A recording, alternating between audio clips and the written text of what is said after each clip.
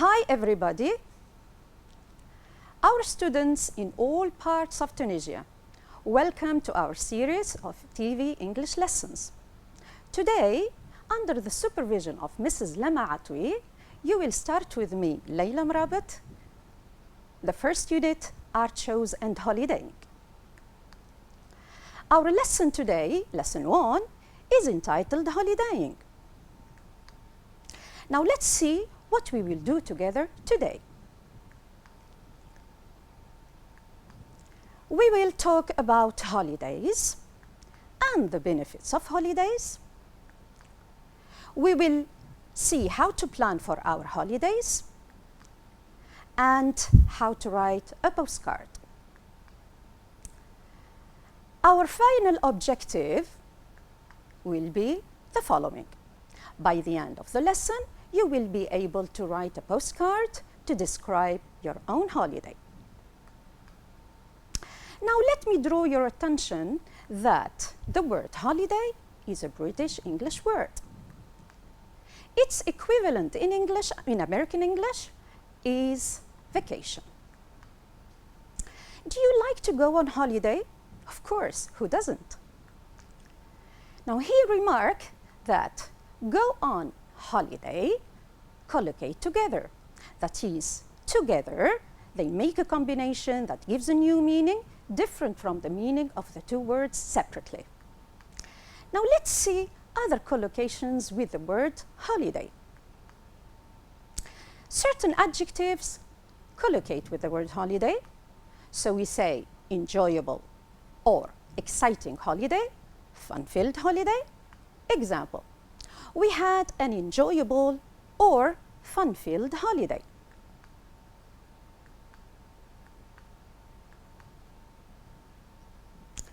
Some verbs collocate with holiday. We say go on holiday, take a holiday, have a holiday, or spend a holiday.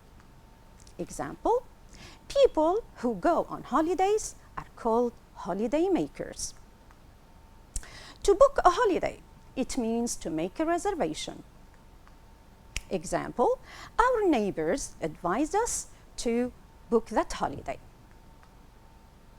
Other collocations, we say holiday destination, holiday plans, holiday brochure. Example, have you got any holiday plans? All of us have holiday plans, by the way. Summer is soon. A holiday of a lifetime. Example, how was your holiday? It was fantastic. I had a holiday of a lifetime. That's what we call a dream holiday. Now, why do we need holidays? Now, I want you to watch the video and say why Anna needs a holiday or a vacation. Let's watch. Do you need a vacation?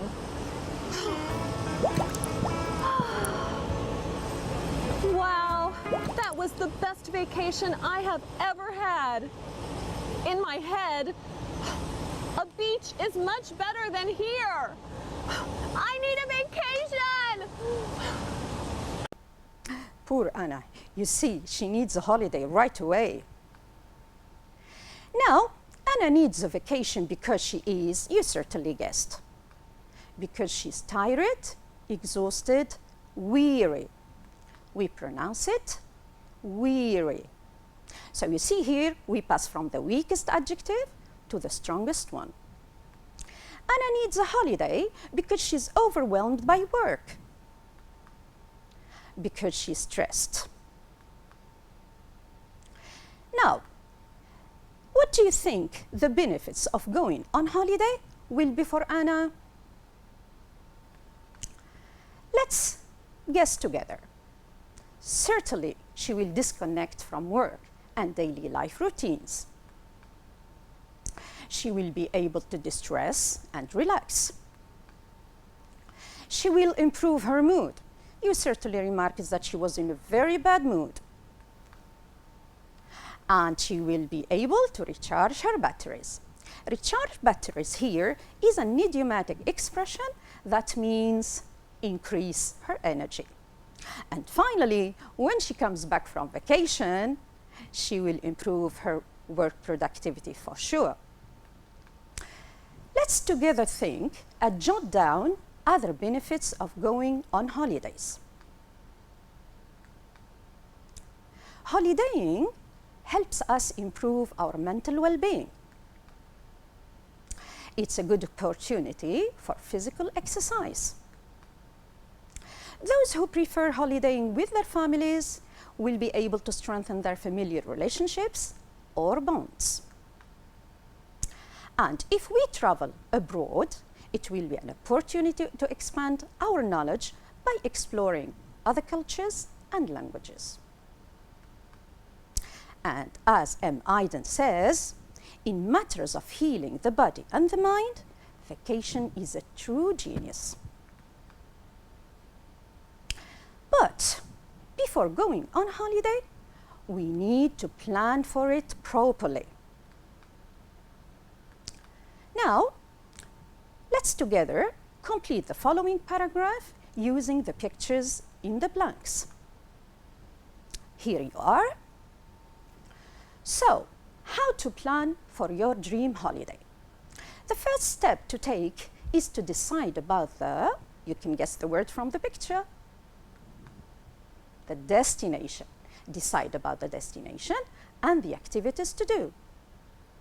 Play your, what's this picture? Cards, yes, that's right. Play your cards right by collecting as many details as possible about these. Now here, let me stop with you a bit with the idiomatic expression, play your cards right. It doesn't mean playing cards literally. It means doing the correct things to achieve the result that you are looking for. And that's what we are doing, in fact. Asking your relatives and friends is a good place to, you can guess the word, I'm sure, to start from, as they can give you some advice that is both useful and important. You have also to consult the information and reviews on the websites of hotel and travel agencies. You see here, travel agencies is a collocation, so the word travel collocates with the agencies. Before we move on to the next step, I want to step a bit with you with a grammar focus. Let's study this sentence that was in the paragraph, in fact. They can give you some advice that is both useful and important. Remark here we have a first adjective and a second one. And the two adjectives are linked with the words both and. So here we are presented with a parallel structure, which is a balance between two adjectives linked or joined by the linking words both and. Now let's see it expressed in a different way. They can give you some advice that is both useful and can be important. What do we remark here? We have a first adjective and a phrase. So here we don't have the parallel structure, we don't have the balance. So it should be either two adjectives or two phrases. So this is not the correct structure. The correct structure is the above one. So remember, my dear pupils, that parallelism is the balance between two or more similar words, similar phrases, or similar clauses. Now let's see other cases where parallelism is used. Parallelism is used with elements joined by coordinating conjunctions and or. Let's study this example. I like hiking and to camp. What do you remark here? Hiking is a gerund, but to camp is an infinitive verb. Let's correct it. I like hiking and camping. So here we have the same structure twice, verb plus ing. Parallelism is also used with elements in a list or a series. And of course, remember that the last item takes and, we have and or. Let's study this example. You can choose to stay in a hotel, a hostel, or bungalows. Now let's check our construction. A hotel is a singular noun, a hostel is a singular noun, but bungalows is a plural noun. Let's correct it. You can choose to stay in a hotel, a hostel, or a bungalow. And hence, we have 3 singular nouns. Parallelism is also used with elements joined by linking words both and, or not only, but also. Let's study this sentence. You can not only ask your friends advice, but also consulting specialized websites.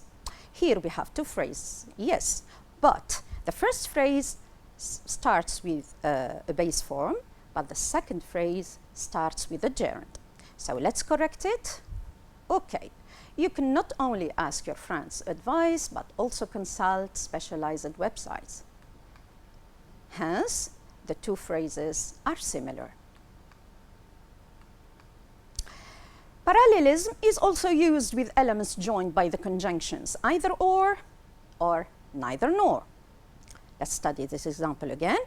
Our stay was neither comfortable nor satisfaction. So what do we have here? Comfortable is an adjective, but satisfaction is a noun. Let's restore the balance. Very good. Our stay was neither comfortable nor satisfactory. And hence, we have 2 adjectives. So my dear pupils, I advise you and I recommend it highly to use and care for parallelism in your writings because it makes your writing better and clearer. Remark the parallel structure here, okay? Let's move on now. Now, what are the details we should pay attention to when planning for a holiday? Here you are. These pictures can help you guess. The first element we have to take care of, is the types of holiday. The second, of course, the means of transportation we want to use. The third card, the type of accommodation we prefer. This is the first card, I think you guessed. Of course, the weather conditions are very important. And food or cuisine, each one of us has his own choices. And the last card are the about the leisure activities we want to take up. What type of holiday do you prefer? You may prefer traveling abroad or overseas. Or you may like to have a holiday by the seaside if you are a lover of the sea. Lovers of nature would opt for camping, for sure. And lovers of the sea would go on a cruise. How do people travel? Here we'll talk about the means of transportation. If you are traveling overseas, you will certainly take the aeroplane, also airplane in American English. Those who like the sea would prefer taking the boat or the ship. Long distances can also be covered by train. Or you may take a carriage, but a carriage is not used today for long distances. Yes, carriages used to be common means of transport in the past. Now remark here we have used to be. Used to plus base form, so you see the verb be is in the base form, is used to express habit in the past. The negative form is didn't used to plus base form, of course. We can express the same sentence differently. In the past, people would use carriages to travel. So here we have would plus the verb use in the base form. So, would or used to plus base form express habit in the past. Now, let's compare two pictures I'm going to show you using used to or would plus base form. Here are two pictures. This is the Colosseum in Rome. This is the Colosseum before the lockdown. You see, it's full of tourists. And in the second picture, which is after the lockdown, it's almost empty. There are no tourists except 2 or 3 people. So let's compare the two pictures. Before the pandemic, a large number of tourists used to or would visit the Colosseum every day. However, they no longer do now. Now, let's recap this point. Used to plus base form express past habits or past states. Would plus base form express past repeated actions. In both cases, whether it is used to or would, the past habits are no longer happening now. Let's move on now. What type of accommodation do you prefer? You may like to stay in a 5-star hotel if you can afford it. It's very expensive. Or stay in a B&B hotel. B&B stands for bed and breakfast. You can book a half board, that's B&B, plus either lunch or dinner, or book a full board, which is B&B, bed and breakfast, plus lunch and dinner. Lovers of the sea would choose overwater bungalows, certainly. And lovers of nature would never trade their camping tent for anything in the world. How about the weather conditions? Of course, all of us want it to be a good weather. We want it to be a sunny day, a hot day, a warm day, a mild day. If it is so, remember to take with you your light or summer clothes. But it may change. The weather may change and get windy. So don't forget to have with you some warm clothes. But if it changes totally and gets rainy, here we remember the English idiom that goes, it's raining cats and dogs. If so, don't forget to have your umbrella or raincoat with you. What kind of food are you keen on trying? Of course, all of us want delicious, tasty, or luscious food. Some people want to taste spicy food. You can find this in the Tunisian cuisine or the Indian cuisine. It depends where you are traveling. And if you want a holiday by the seaside, I think you will not miss the opportunity, to taste seafood. If you like exotic food, then you will have this in Korea or Japan. It depends. Which leisure activities appeal to you? Now, let's together watch the video and take notes of the mentioned activities. Let's watch.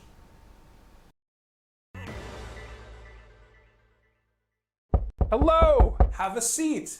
Welcome to the world's best travel agency. Thank you, and congratulations For what? for being the world's best travel agency. Right. Thanks. Trudy, hold my calls. I'm going to sell our most expensive vacation. Sure thing, boss. The mountain getaway is good for you. It's a little pricey, but think of it. You on top of a mountain for 7 days. I'm afraid of high places. Of Of course you are. That's why our deep sea adventure is better for you. It is pricier than the mountain getaway. Just you and the animals of the sea. Shark! Shark! No, there are no sharks in your dream vacation. You need the safari campout. It is our priciest vacation, but I think it's the best one for you. During the day, you'll see elephants, giraffes, and lions. At night, you'll sleep out under the stars. Look, I think this was a bad idea. Sure, you can leave, but then you won't see the latest vacation technology. Now, let's see which leisure activities the travel agent suggested. He suggested a mountain getaway, but Anna refused because she's afraid of high places. He also suggested a deep sea adventure, but poor Anna, she's afraid of sharks. Who isn't? Of course, sharks are scary. Then he suggested a safari campout, but she didn't like it either. The travel agent could have suggested to Anna other activities like swimming, sunbathing, water skiing, surfing, sightseeing, rafting, trekking, cycling, etc. But he didn't. Now we have played our cards right. Let's move on to writing.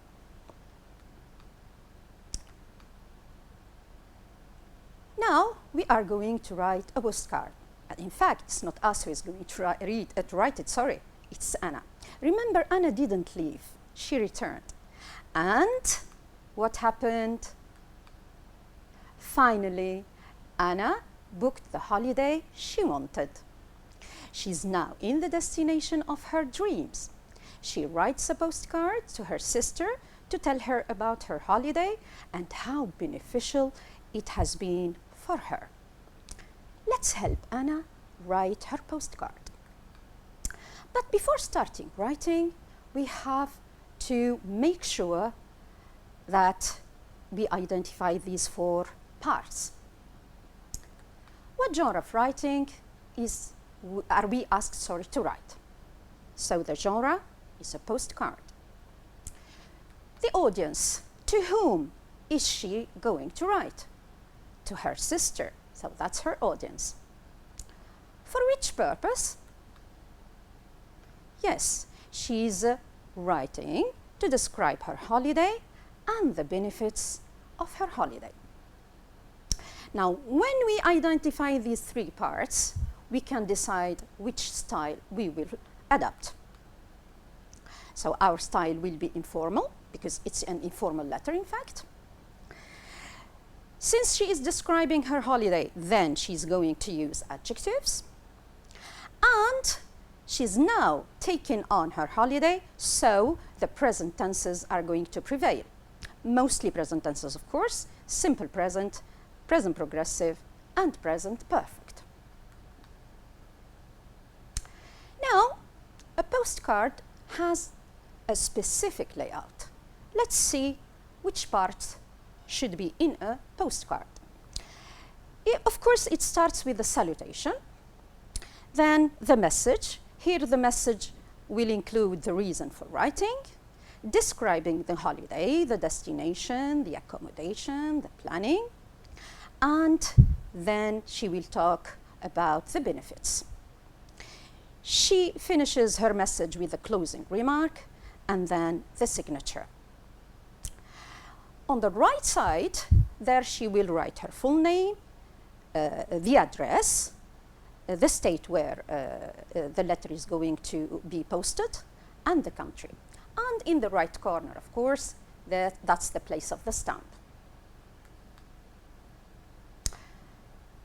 Here is a sample.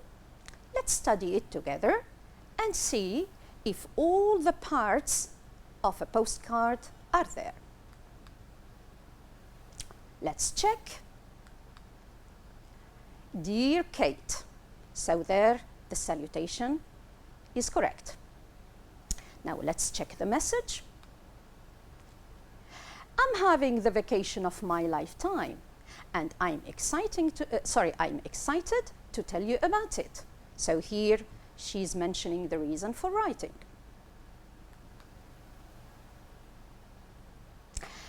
It's the same destination our parents used to choosing for our vacations when we were kids. Of course, it's the Maldives.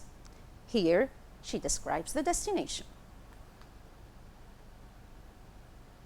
I'm staying in a 5-star hotel by the seaside. Luckily, they are offering discounts on spa treatment and music and art therapy. Exactly what I was looking for. So here she's talking about the accommodation. Don't worry about me. This time I have played my cards right and taken care of every single detail. So then she's explaining how she planned her holiday. Now I can distress, recharge my batteries, and will improve my mood. Here she's talking about the benefits. The closing remark is not there. So let's help her insert it. I wish you were here too. Then here there is a closing remark. Love Anna English. The signature is there. Sorry. So you see the signature is writing your name. Okay? Now let's check or proofread Anna's postcard and see if it contains any mistakes. Dear Kate, here Anna made a punctuation mistake. So it shouldn't be a colon, it should be a comma. So, dear Kate, comma. Well, it's the same destination our parents used to choosing. Here is a structure mistake. Remember, used to, as we saw earlier, should be followed by a base form. So let's help Anna correct it. Our parents used to choose for our vacation. Now I can distress, recharge my batteries, and will improve my mood. Remember what we said about parallelism. So here is a list of items.